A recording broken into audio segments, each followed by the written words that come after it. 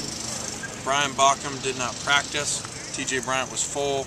Marquise Simmons did not practice. Simi did not practice, and Xavier Grimble did not practice.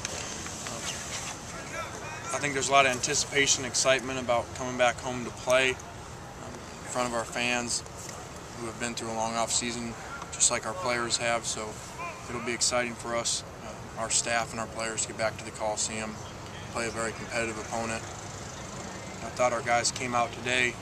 We've really made sure that they understand they cannot get comfortable regardless of whether they played well individually or as a position group last week. They need to continue to improve on little things to get ready for this game.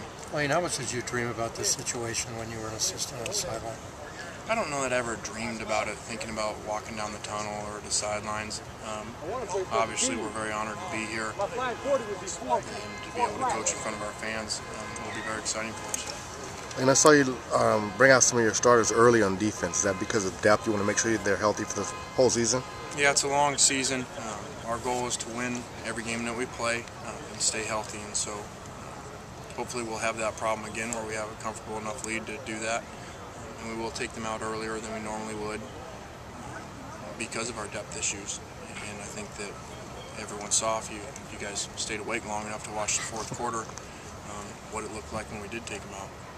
What did you learn mostly from, especially that second half?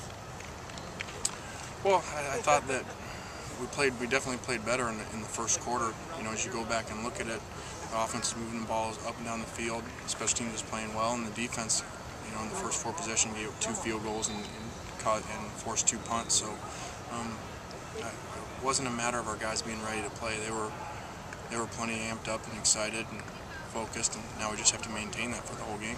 What are your expectations for Dylan Baxter this week? Take care of the ball. First concern always with freshmen is their first game is taking hits, especially him, because he hasn't really been hit because we haven't hit in practice. So most importantly, to take care of the ball, and then we'll see what he can do from there. Unusual with the 2-point conversions in the last game. What was the thought process behind that? Well, the first one was our special teams, where if they line up a certain way, we let Mitch go to a couple different plays. He overthrew David Osbury on that, which put us behind at that point, the normal scoring system, and so we went for it from there to catch up and then to continue the lead. What's the thinking behind kind of shuffling the defensive line? Well, we're going to look at a couple things. You know, make sure that we're playing the best guys and make sure we have the right rotation down. Obviously, we're not pleased with the way our defensive line played, especially with our backup, so we need to make sure that we're playing the right guys. Penalties and discipline, something you're really working on this week? Yeah, you know, it's something that we've been doing all camp. Obviously, it didn't work. With 11 penalties, 13 penalties really, because 2 were declined. So it'll continue to be a big emphasis of ours. It's embarrassing, especially as you open the Pac-10 stats today, and we're last in the Pac-10 in penalties. So it is who we are until we change it. Maybe we have some shake-ups in the depth chart. I don't know. It's not, you know, it's not an excuse. Who's ever out there needs to play, whether they've started before or whether they're true freshmen or not. So hopefully our biggest improvement is from week 1 to week 2, which is what really good teams do, especially in their first season together. So we look for our team to improve and our players individually to improve as we go to week 2. After this first week in football, is it some plan and change on the depth chart, or is it too early to call? No, we'll continue to look at it. We've evaluated the last game. I think Saturday you'll see some slight changes here and there with playing time based on what happened in the game and based on how this week goes in practice. We're in a constant effort to find the best players. Our depth chart will always be moving. We're never going to try to prove ourselves right just because we named somebody a starter. We'll continue to find the best players. You had a chance to speak to your dad at all about the D as far as, I mean, what do you say to your father? Hey, Dad, we got to kick some ass next time. Well, he's not. He has very high standards for himself and for our defensive unit. He's just as disappointed as I am in the way that we played and going back to work. He's been doing it a long time, and you know, one game will not define us as a team. One game won't define us as a unit. So I know we're going to play much better this Saturday night. What is TJ Bryant's status and where does he fit in the whole scheme of things? Yeah, TJ was full participation today out there. Moved around, did things, and so it's good to have him back. Try to work him into the mix.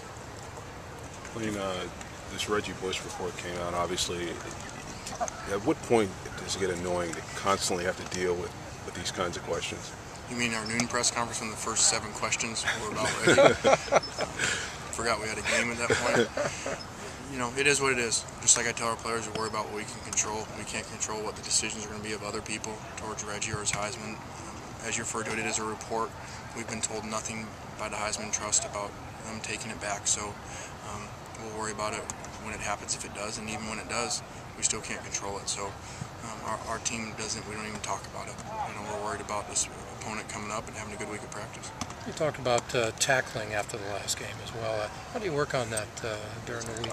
Well, we do it in our individual drills with our guys, and we'll continue to do that throughout the week on defense, but we're not going to change the way that we practice. It's too valuable to stay healthy, to have our frontline guys out there. So we look to improve on it. Your quarterback coming off a great game. What a confidence boost to start the year too. It was, but we need, you know, he's got to go back to work today like he did. New game plan. He's got to continue to improve. Cannot be comfortable. We've got a long ways to go. That was one game, and he played decent, and he needs to play better this week. Biggest concern with Virginia? Just our guys coming back in general. You know, this week's more about us than about Virginia. Coming back home into the Coliseum and playing extremely well, playing consistent, and playing with much more discipline than we did last week.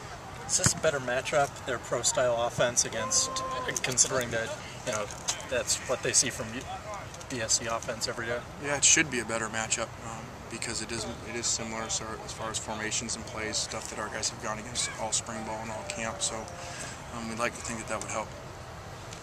How much are you hampered by the fact that you can't tackle when you want to improve the tackling? Like, is that, even though you're doing individual stuff, but how much are you hampered by not being able to do contact? Well, it's not the best scenario.